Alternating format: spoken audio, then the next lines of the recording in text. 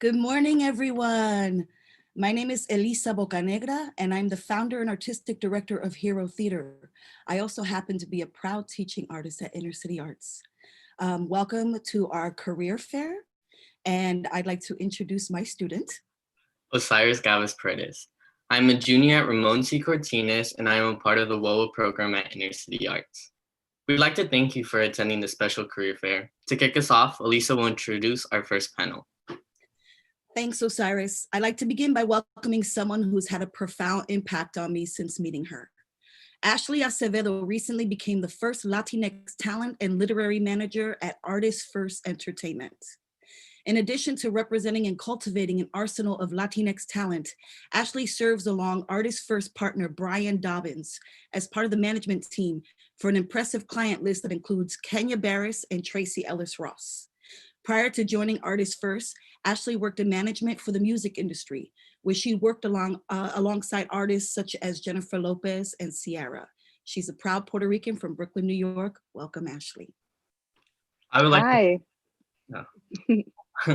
I would like to welcome Tahirah Gooden. Tahirah Gooden is a senior development and production executive on the original studio film team at Netflix, where she collaborates with film producers, writers, directors, and other creative talents to shepherd a diverse slate of film projects through various stages of development and production.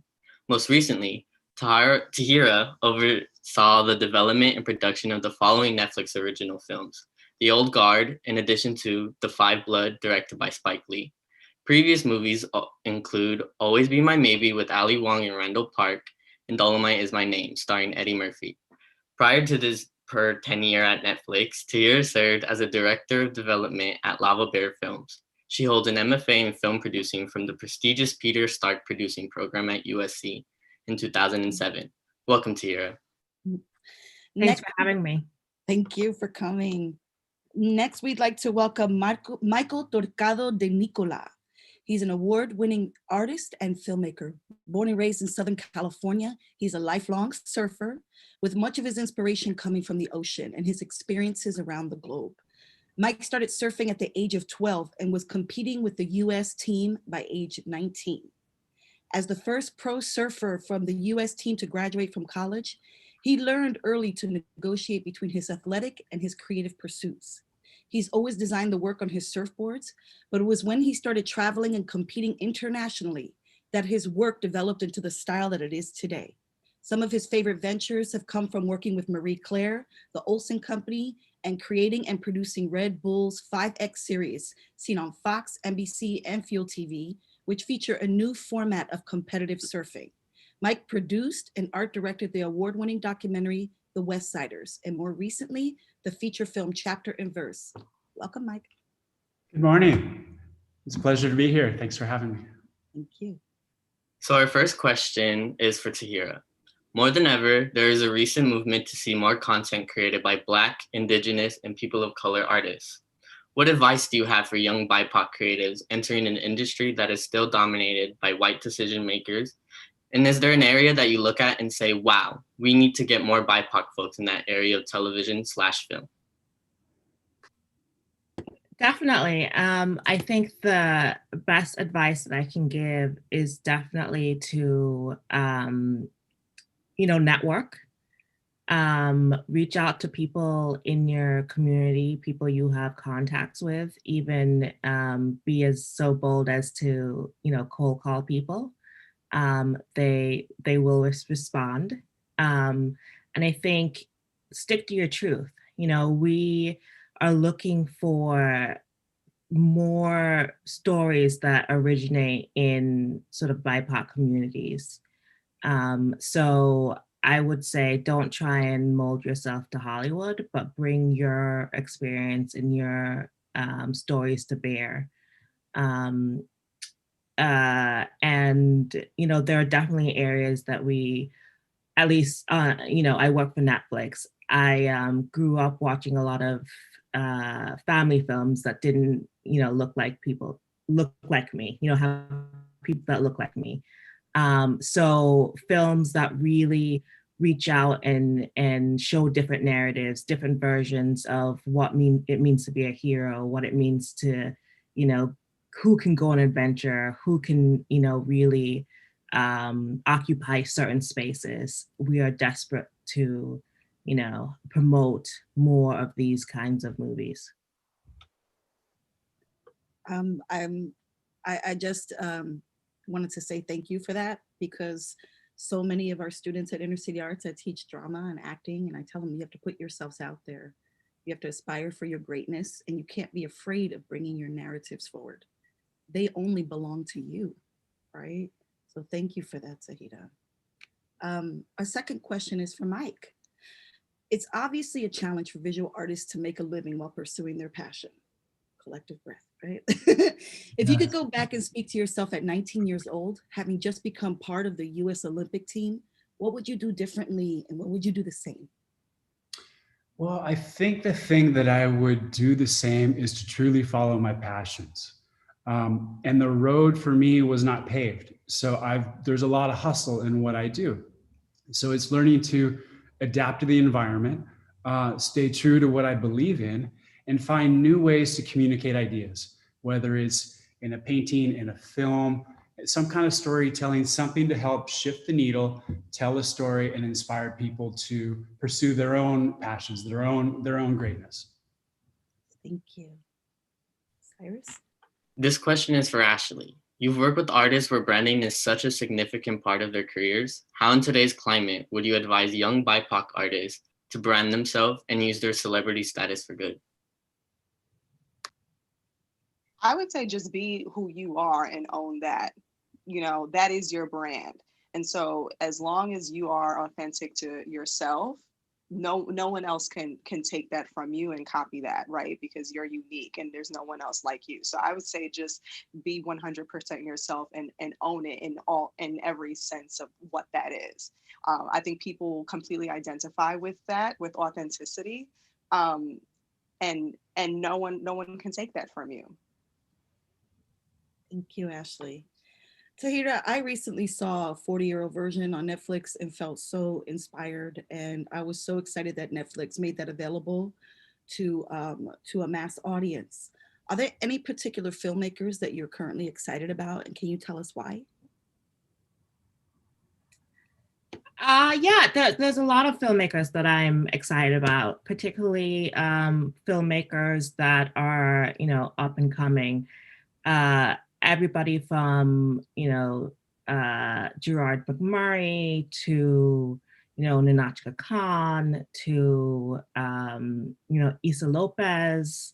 I'm excited about all of these new crops of filmmakers because they are bringing their experiences to bear and because they are bringing that they're confident in their whatever cultural or ethnic identity that they identify with, and they're bringing that to stories in a way that feels authentic and that feels global. For Netflix, it's very important for us to have a global brand that you can watch, anywhere you are in the world, and to be able to portray, the specificity of culture and ethnicity and have that translate around the world, no matter if you're in, Tokyo or Dubai or even in Kansas. And I think becoming more of a global community that celebrates everybody's differences, that these filmmakers are, bringing to their very commercial films is super important. And just going off of that, now we have a lot of young people who say they have so many stories, and a lot of BIPOC young people in my classes, and they wonder whether or not do they have to have like a treatment or full scripts available, or how is it that you advise them moving forward, taking first steps? What do they have to have prepared? This business is a tough one, and it is all about perseverance and preparation. The advice that I would give to, young filmmakers starting out is just to go out and start practicing your craft, whether you're shooting on an iPhone or you have a little bit more resources, just start doing it. Don't wait for, the gatekeepers to let you in. Because the more you do it, the more you put yourself out there, you will be recognized. and not just by sort of the establishment, but with, you know, the internet. Like, we're all here on YouTube Live in the middle of a pandemic. Like, you make, you know, there are resources out there that are not sort of prohibitive. And, you know, there are people like Ashley and myself who are constantly scouring for those people who are exhibiting talent. So that is what I would say. Just go out and do it. That's exciting and so hopeful. Thank you. Osiris, do you want to proceed with the next question for Ashley? So Ashley, you've recently signed an up-and-coming Latinx writer, Dominic Collin. Can you talk to us a little bit about how you found him and what excites you about his work? I am so excited about Dominic Cologne. Like, I can go on and on about this topic, but I won't take up the entire time of this panel. But I came across the Blacklist inaugural Latinx list, and there were probably, I think, maybe like about 10 writers. And there was something that just drew me to his, and I think maybe it was the title. It was Boppy.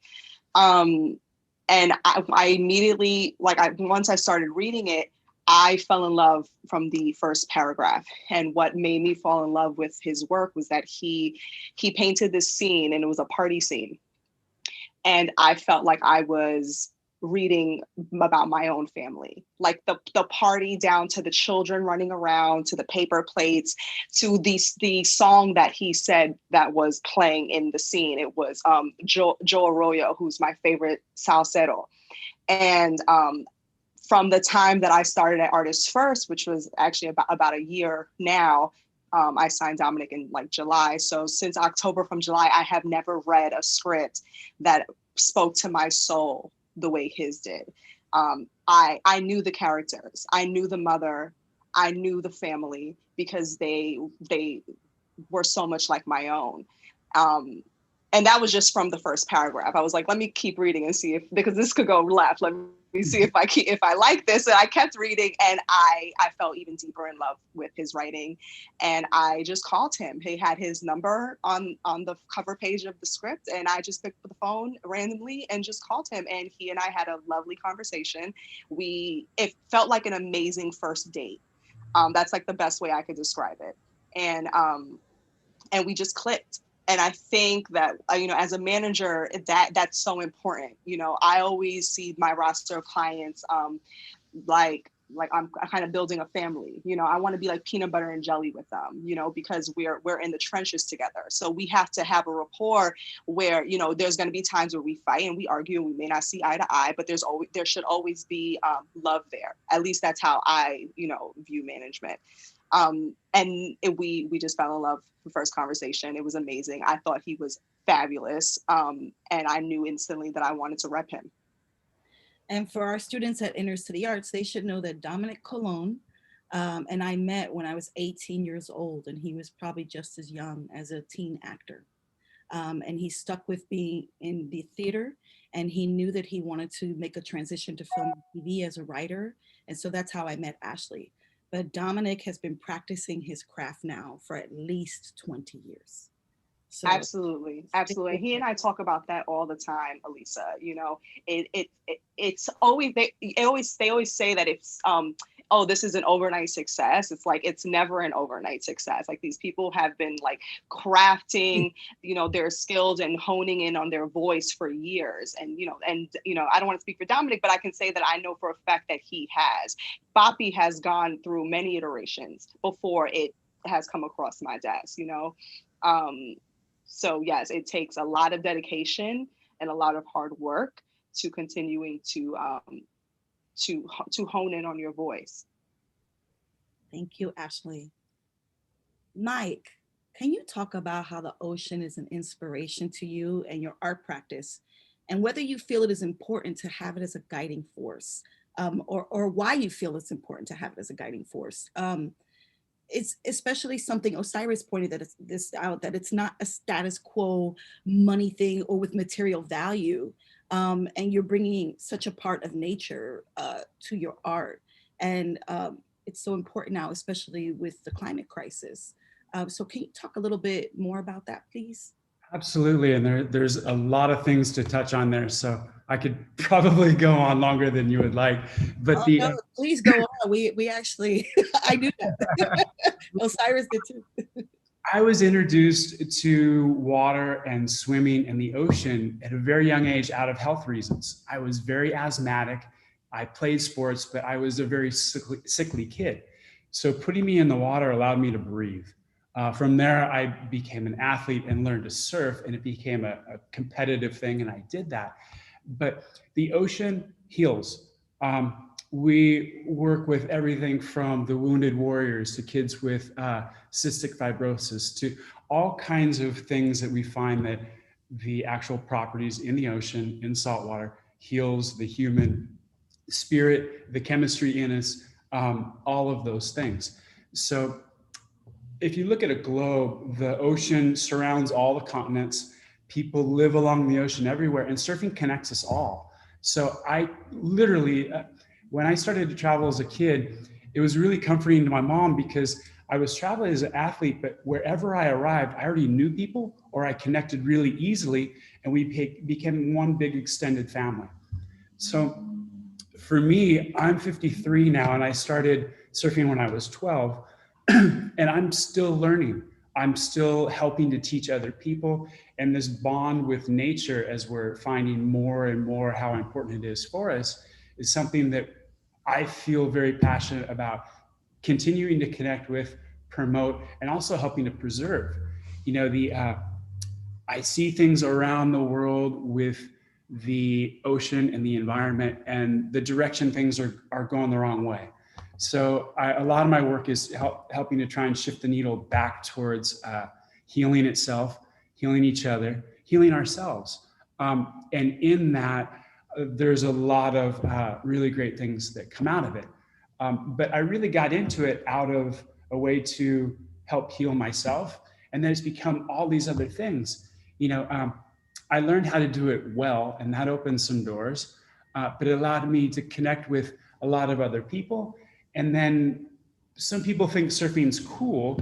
And so surfing has connected me through fashion, film, music, technology, all these other things, because inherently as individuals, we're all in motion, we're flowing. So there's all kinds of parallels with surfing and music and going on these rides and keeping things exciting and always being prepared and being healthy and fit and ready. And all of those things come back to the simple thing of, you know, being a surfer, being in the ocean, and responding to it. Every day is going to be different. Every wave is going to be different. So the more you can be prepared and ultimately humbled, the more you'll be ready for that experience. And every day it's going to be something new. And that's what keeps it fresh and helps keep us youthful. So That's I don't know if I just kind of rambled on there, but no, you didn't at all. I love that because, you know, I'm like Ashley, I'm from New York. I'm first generation Puerto Rican, born and raised in New York from the Bronx. And one of the things that brought me to Los Angeles was the ocean, right? And wanted to be close to it. And now that I direct students and I work very much in social justice, theater, art, we try to bring as much nature as possible to the work. Because especially now more than ever, there's so many external things, right, that students have access to. Online, everything's online, watching online, but really connecting with nature and trying to root your art in that and seeing it as a form of activism, right? Because the environment needs us, right? And some of the work I do actually references, and I'm doing collaborations with nature. I have a reef painting project where I go around and where the reefs are dying, I get imprints from them and make those into paintings. So they speak to how we connect with the environment, how we're affecting it, and just finding new ways to communicate these ideas to raise awareness and try to help out. Wow, thank you so much. So our viewers, Osiris and I would like to invite you to submit some of your questions now. So Gabe, if you'd like to put some of those in the chat box. Great. Osiris, would you like to take the first one? Can you see that one, please? Yeah. When you guys hear the term redistribute power, what do you think its relationship is to the creative industries? So when we hear the term redistribute power, what do you think the relationship is to creative industries? Ashley, would you mind going?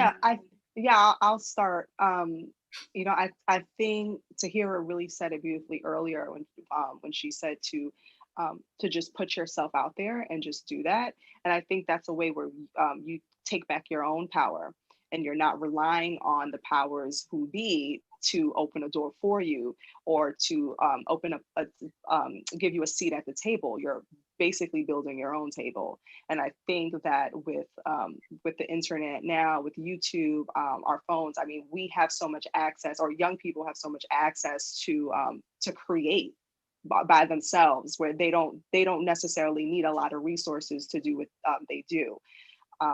So, I build your own table, be your own source of power, and, empower yourself to do what you want to do and put it out there. I think, we know there's so many examples of people doing it. Like, there's Lil Nas X. He put his song out there on TikTok and, got the fame and that he got, but he just did it himself. So it's like, stop waiting for someone else to do something for you, to open a door, or that, like, get the determination and the dedication and the encouragement, find it within yourself. I think that anything that we need in life, you already have. You already have the tools. You already have everything that you need. It was given to you. I believe in a higher source, and I believe that everything that we need, our source has already given to us, and it lives within you. So, and I think sometimes people like battle with that and battle with issues of confidence, but you just kind of have to push that to the side and just stay focused on the goal at hand. So yes, I was very long-winded, but to answer your question, the question that was asked, be your own power, do it yourself. Don't wait for somebody else to say it's okay or say, yes, you can do it. Just do it. I agree with that 1,000%, Ashley. And I think the thing to remember is that, the way we are viewing the world and even the demographics of the world are shifting. Our industry does not exist without you. And the kinds of stories that people want to see nowadays are shifting, and are shifting in a way that encompasses a more global community, a more multicultural community. So there will be a power shift, but quite frankly, from sort of old white men, Western, to more diverse storytelling.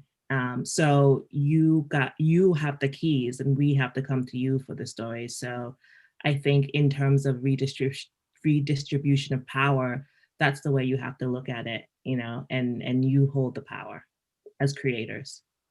I want to put that on a t-shirt for my students. You have the keys, Tahirah. I love that.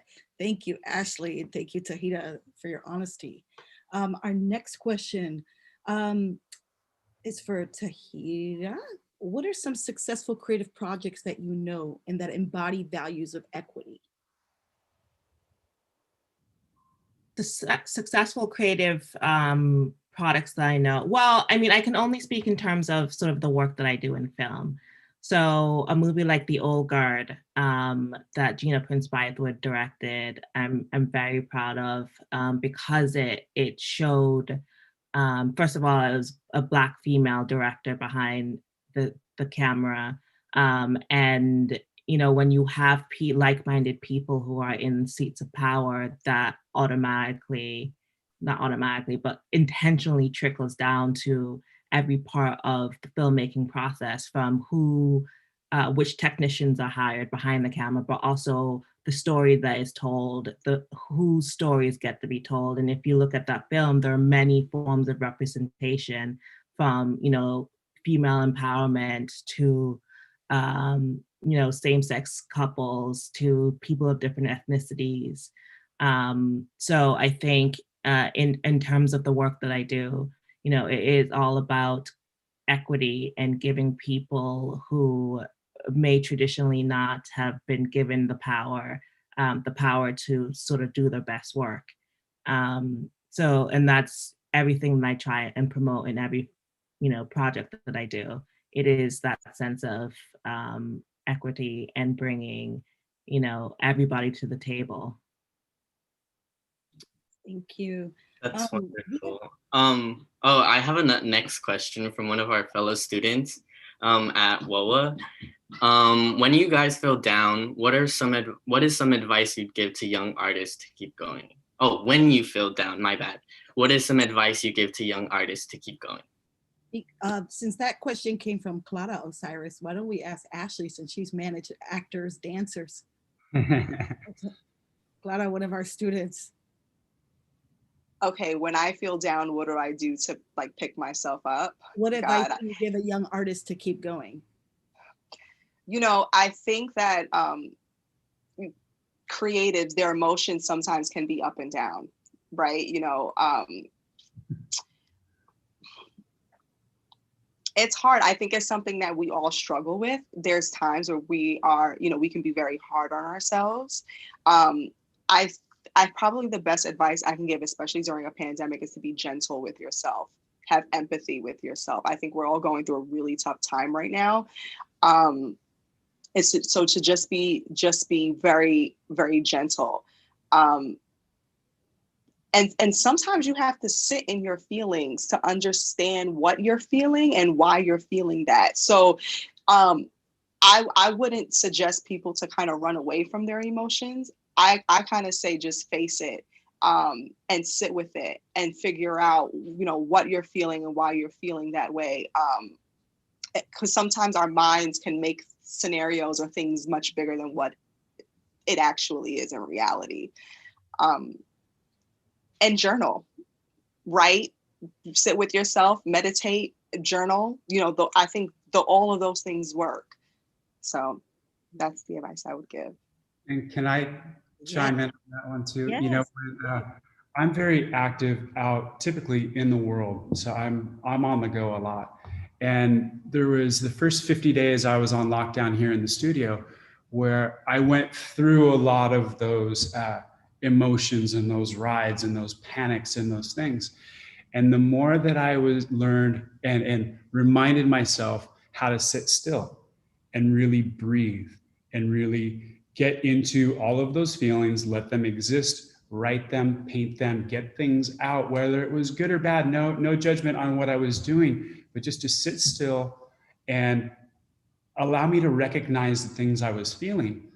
Some of that was incredibly healthy, and it allowed me to move through that to the next thing, to where I started to see hope and started to see something that I could do. But really it started with being able to sit still and breathe and do some really simple things like breath work that for me helps keep me healthy and my mind alive and awake and get me centered so that everything could move forward from there.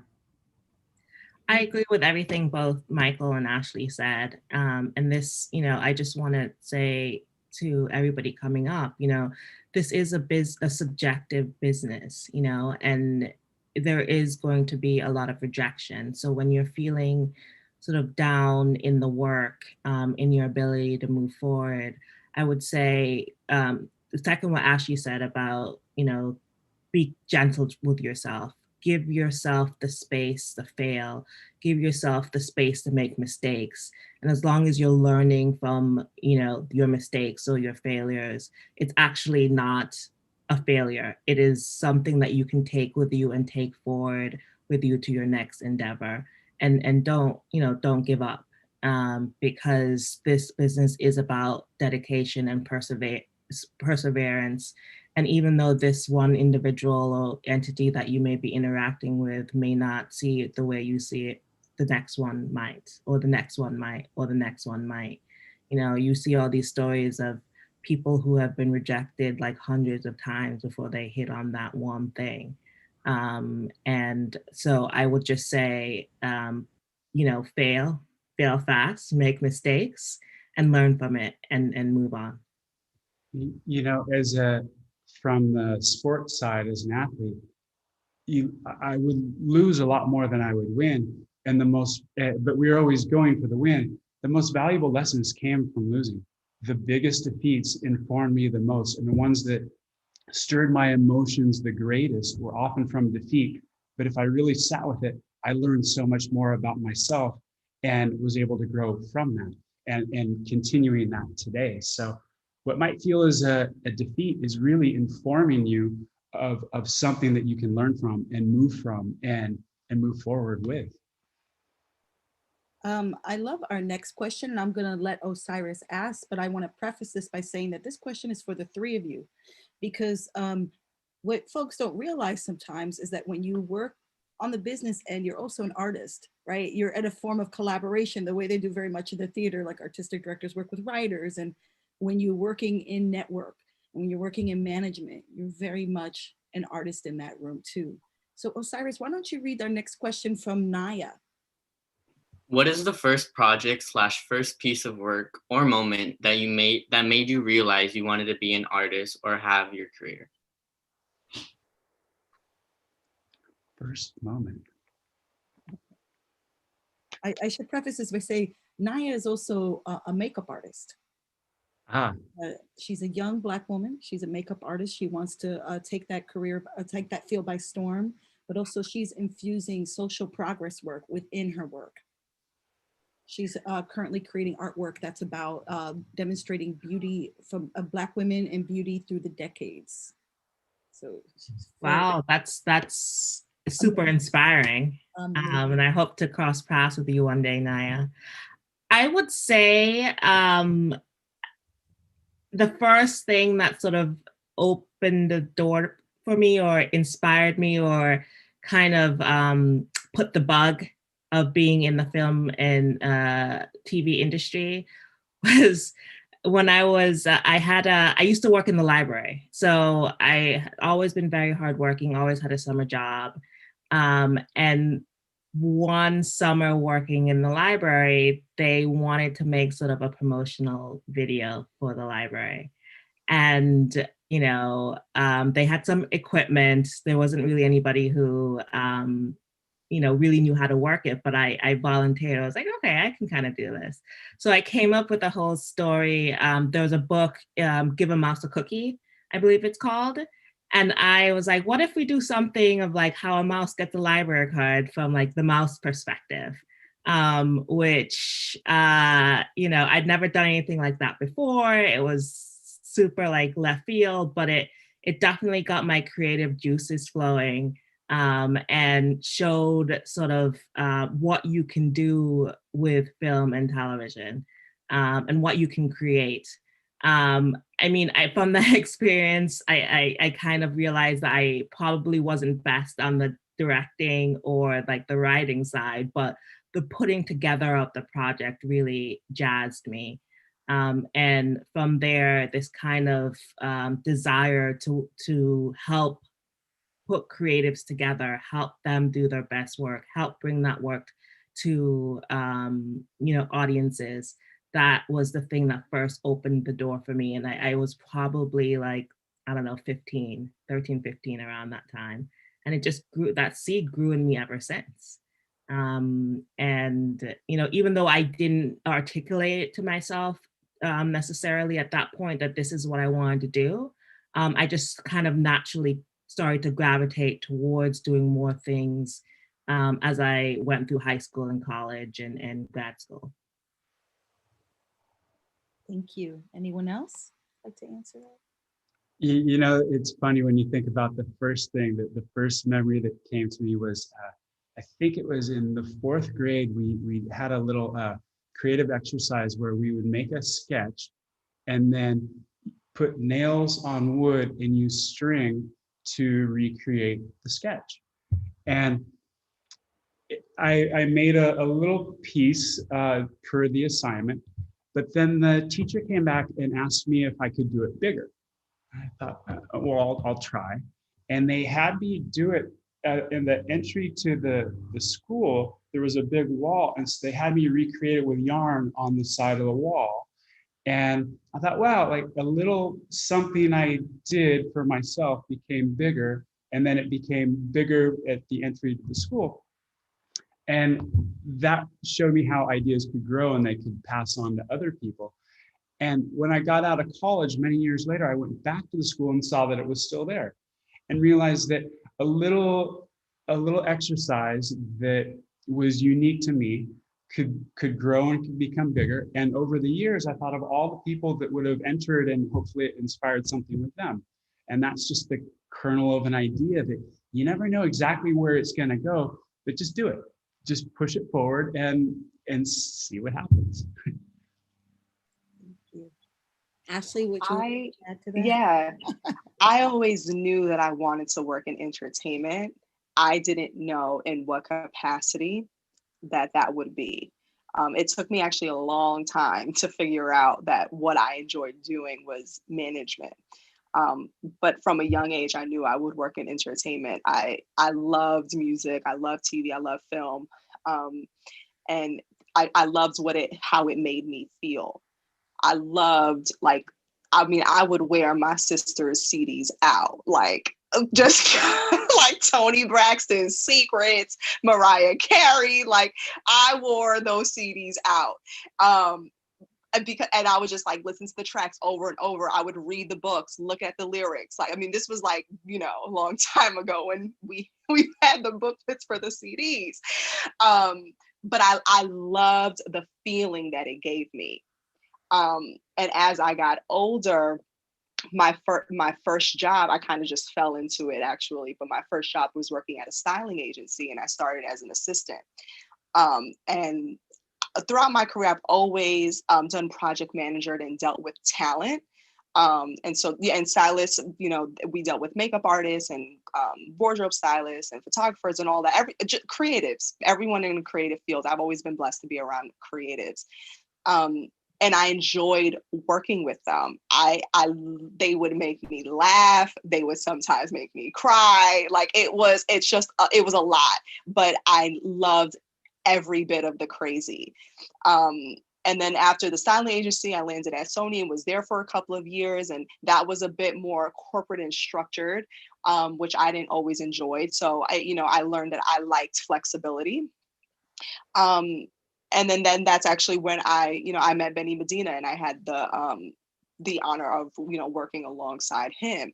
And it wasn't until I worked for Benny where I realized, all these things that I like to do, like dealing with talent, dealing with branding, dealing with music and film. And, I never wanted to do just one thing. I wanted to have my hands in all things. And it wasn't until I worked for him that I realized, that's called being a manager. And so, although I've always done it, I just didn't know what it was called. And had I've known, earlier that, you want to be a manager, I don't think the trajectory of my career would have changed, but it would have probably just focused it a little more, because I knew I would have known exactly what it was that I enjoyed doing. But there wasn't any like first project or first moment that made me realize, this is what I want to be doing. It was, I had many reminders along the way. I knew how I liked, I knew the things that make me felt good, and I knew that I wanted to continue to feel that. And I knew that whatever it was that I ended up doing for the rest of my life for my job, I knew it was something that I wanted to do with people who I cared about, people who I enjoyed being around. And I knew it needed to be something that I just thoroughly loved. Yeah. And that was management. And you told me that like Benny was like a mentor to you, and he's Jennifer Lopez's manager, and he brought you on to J-Lo. Yeah, Benny Medina is Jennifer Lopez's longtime manager. He's worked with other artists as well, but he's been with J-Lo for I think over 20 years. And Ashley, I'm totally giving away a sidebar conversation that we had, but you talked about how she mentored you a little bit and advice. Yeah, I think for sure. I think when you're around the talent of that magnitude, and not just her, but also the team, you can't help but to just pick up and learn things from the people that are around you. And I think, I think that's just in general in life. You want to be around people that keep you inspired, that help you to think differently, help you to think outside the box, right? Because the people, they're gonna influence you. They're gonna influence your decisions, and you want to make sure that they influence it, in a right way. But yeah, being around her, being around him, being around, her A team, just in general, just being around them, I soaked up so much. I mean, every day was a new experience that was unlike the experience prior. there was always something to learn. And so, I guess the advice I would give to the students would be just, be open to the experiences. Michael, what you said something earlier that was so profound to me. You said, be prepared and be humble. And, you were talking about that in regards to surfing, but I think in general in life, that is just great advice. Be prepared and be humble. There were many times where I was humbled in that job. Okay. But I wouldn't change it for the world. It was by far the best experience, the work experience I have ever had. And it was also the hardest one I've ever had. Thank you for your honesty, Ashley. And for all of you for your incredible answers. I mean, I feel like what a way to wake up on Saturday morning for our students. Such a privilege. Osiris, would you like to read Esther's question? Yes. Yes. How did you guys fall in love with the type of artistry that you all do? Thank you for your question, Esther. I think I started falling in love with film and television at an early age. Like, film has always been part of our family dynamic. Grew up sort of watching the HBO Saturday movies while, eating dinner in front of the television, or I remember a formative experience going to see The Last of the Mohicans with my father, which I think I was way too young to be seeing that. But like I think Ashley mentioned before, consuming film and television has always been sort of in the fabric of my life. And, it wasn't until later that I really understood what kinds of jobs I could have in that industry. And it did take a little bit of digging and a little bit of exploration. I came to Los Angeles right after college, and I did get my master's in film producing. But in the early days, I just took internships and just learned and soaked up sort of the business, soaked up different parts of the business, different areas that I thought, maybe I'm not interested in that, but I don't know, but let me try it, and let me see. And from there, I began to formulate sort of what I wanted my career to look like in this business. So I would say be open, do the work, learn, and you'll figure out your place. And there is no set trajectory, especially in the art world. Every experience that you have informs you a little bit more and informs you a little bit more. And even when, you reach my stage, you're still learning and you're still figuring out what you want to do. And you still, have the ability to pivot and move to a different part of the industry. You're never just set. So keep growing, keep evolving, keep learning. Yeah. Mike, would you like to build on that if I can? Yes. I've learned that if you're inspired, it's inspiring.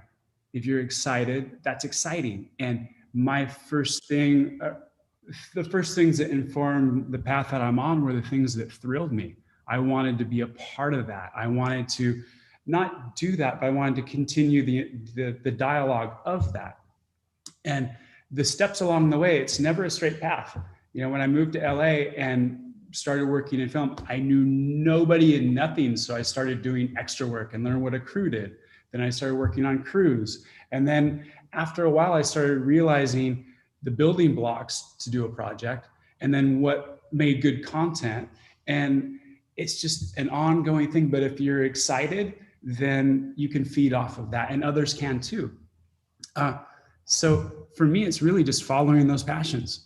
Find the thing that really excites you and then go build on it and bring yourself to the game and bring that unique thing that you have and add it to it. Because we're all in this together. And if you're building on the next one, then we can all be moving forward together. So that's where I come from. There is a question from Brianna that is so profound. She asks, how do you deal with the people who don't believe in your art being more than just a hobby, especially when they're family? I feel you, Brianna, so deeply. So someone gave me this advice a long time ago when they did, it stuck with me forever. And that advice was, don't own someone else's narrative for your life, right? So if you have a vision for yourself, you have that vision for a reason. And I truly believe, I believe in visualizing the things that you want. And if you see it, it's because it can come true. And it doesn't mean that's going to be easy. There's going to be times where it's going to be really, really hard. But if you believe in it and you see the vision, stick with that. No one else has to see the vision for you. There's a lot of people that had visions for themselves in their lives and ideas that, a lot of people probably just couldn't see it.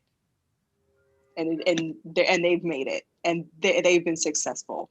So I know it's hard, especially, if it's coming from a family member or a parent, because a lot of times we strive for an acceptance and approval.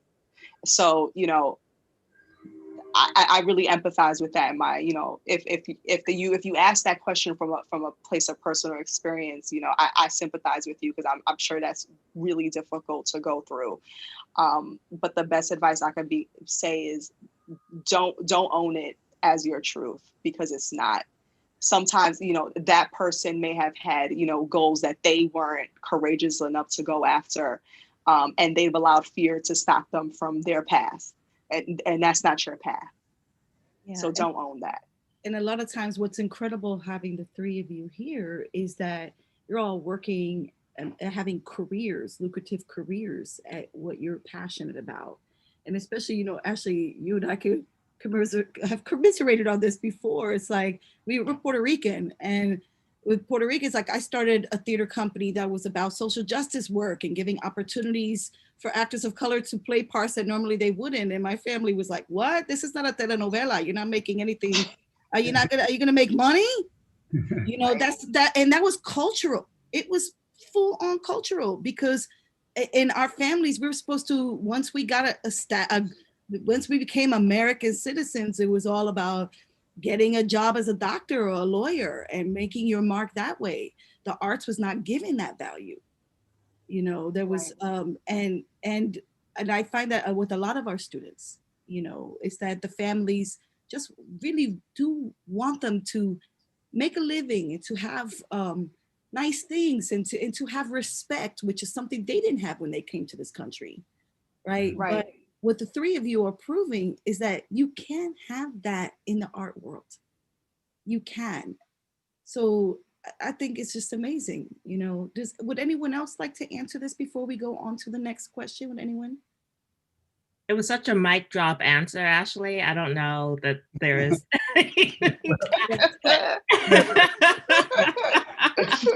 But no, I second everything Ashley said, and it may be a harder path, but like Michael said, if you are passionate, people will be, you'll find the people who are passionate with you, and if you're excited, you excite other people. And I think you sit in your truth. You have to really examine, is this the right path for you? And if the answer is yes, then go for it, and don't, like Ashley said, don't let other people's narratives for your life dictate, what you end up doing. 100%. And Osiris, I see you nodding your head. Osiris why don't you talk to us a little bit about your mom? Is an artist, a visual artist, yes? Yeah, she is. So I guess it was a little harder for her because she came here from Mexico, and they just wanted the best for her. So they didn't think that art would be like a money-making job or whatever. But she's comfortable with herself and where she's at and like what she's doing. So that's what she always tells me, if like where you're at and where you feel comfortable. As long as you feel comfortable what you're doing, everything will come and fall into place after. So just what everything that you guys are saying, I like, it's like hearing it from my mom and hearing it from other people, and it's really like comforting. It makes me feel excited about my future in the creative industry. Yes, and Osiris is part of our Work of Art program. which provides students actual employment opportunity to enrich their work, to take classes and to be directed, and they're getting paid for their artistry. And Osiris maximizes every opportunity he can. He's such an amazing student. And Osiris, now I'm going to ask you to read our final question, which comes from Corey. How have you been able to stay consistent in your work while working with others to stay true to you and your success in the industry?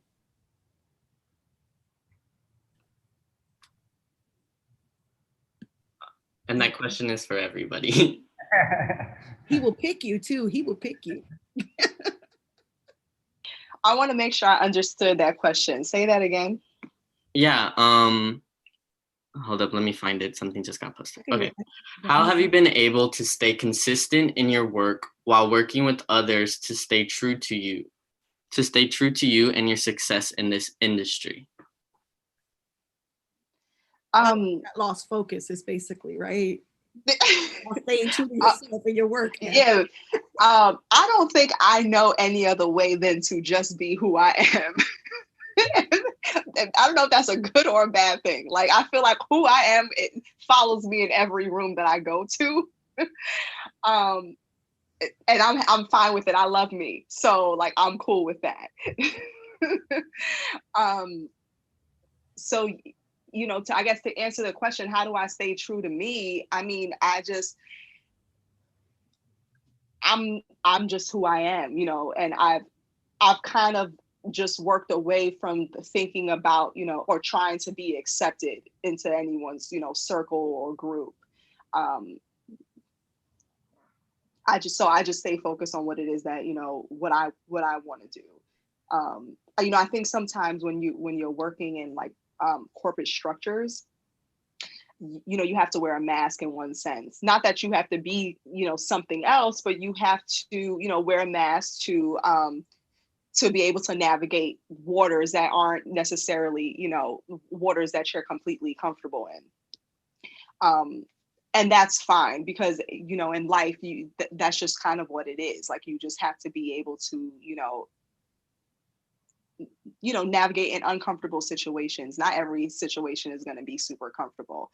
But I think, you know, as long as you know who you are, you own it, and you just like, you know, take that with you wherever you go. But like in a prideful way, I feel like, you know, you're fine. And I feel like with my culture, like, you know, me being Puerto Rican, that's just who I am. And I love it. You know, I love that about myself. Like, I don't want to change that for anything in the world. But, you know, but sometimes you know, you can be like the only one in the room, right? That is of your background. But it's not a deterrent. You know what I mean? I don't ever look at that as being a deterrent. I think of it as being an added value because you bring a different perspective to the room. You bring your narrative, which is different and it's unique in and of itself. So just kind of, you know, own who you are, love who you are wholeheartedly.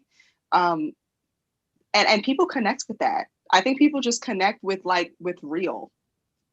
Yeah. I definitely second that, especially being for those of you who want to, you know, aspire to be in a more corporate environment. You know, I started having my greatest success when my full and true self started showing up, and I sort of stopped worrying as much about what other people thought of me, what other people thought of sort of my background, and just, you know, showed up with my truth and wasn't afraid to vocalize that.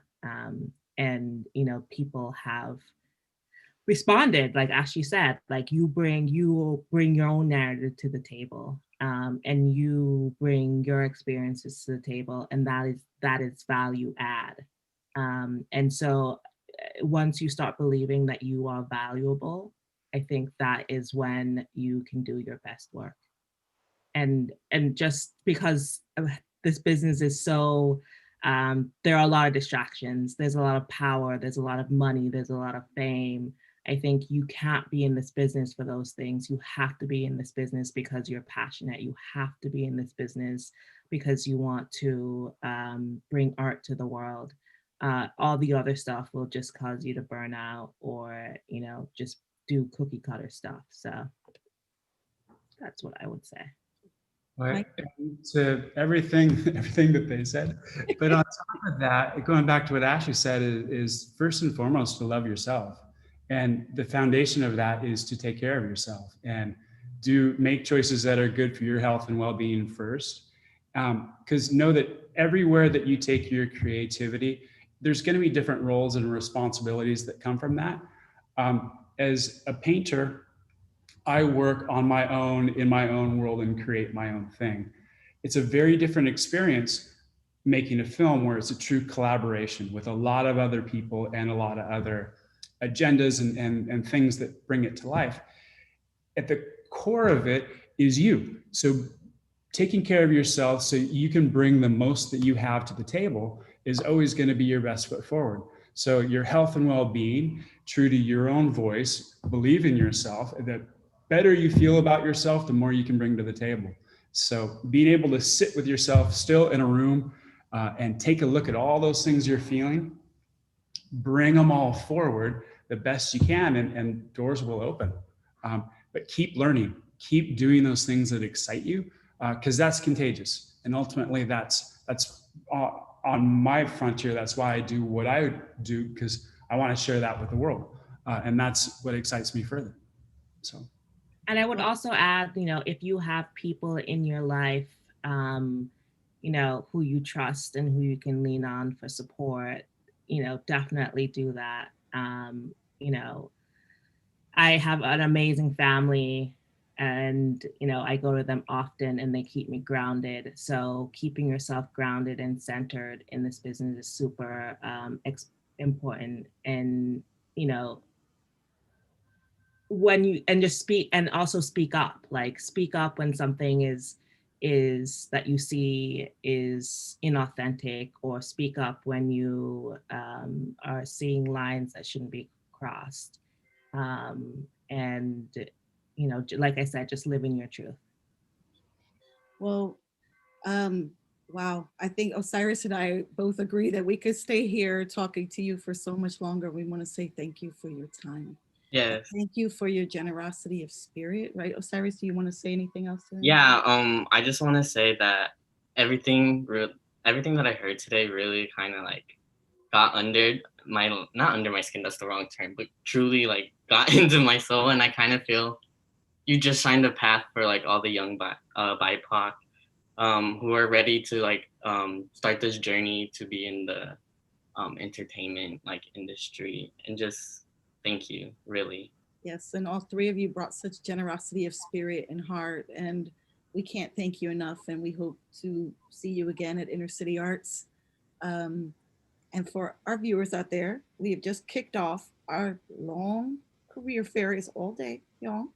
If you subscribe to our YouTube channel, we will keep you up to date on events. Subscribe to our YouTube channel. Go back right now and subscribe. Hit the subscribe button. Osiris? You can also follow us on Facebook, Instagram, and Twitter at Inner City Arts. Yes, and young people connect with other creatives, meet industry professionals, and have fun at our next youth night. What? Coming up Friday, November 21st from 5 to 6:30. I will be there. I'm youngish. Through the Rosenthal Theater, Inner City Arts. More info and sign up link at Inner City Arts.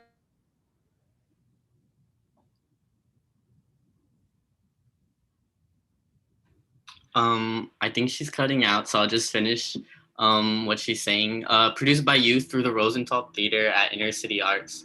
More info and sign up link. More info and the sign up link will be in the chat. Thank you. Thank you for having us. Yeah.